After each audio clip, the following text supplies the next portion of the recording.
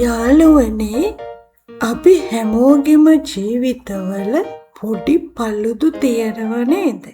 ඒ ගැන අපි පුංචි කතාවක් අහලා බලමුද? ගමක හිටිය වතුර ගෙනියන ආච්චි කෙනෙක්. එයාගේ කරේ තිබුණ කල දෙකක්. එකක් අලුත්ම අලුත් අනික පොඩ්ඩක් පරණ කලයක්.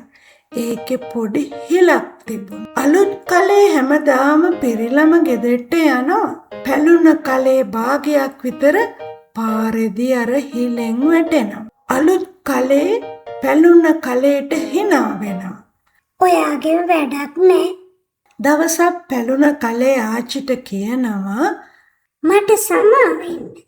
මම නිසා ඔයාට පාඩුයි. ආච්චි hina වෙලා කියනවා පුතේ ඔයා දන්නවද පාරේ එක පැත්තක විතරක් මල් පිපිලා තියෙන්නේ ඇයි කියලා? මම දැනගෙන හිටියේ ඔයාගෙන් වතුර හැලෙනවා කියලා.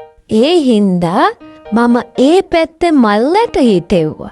ඔයා දවස ගානේ ඒවට වතුර දානවා. අද ඒ පාරේ මොන තරම් ලස්සනද?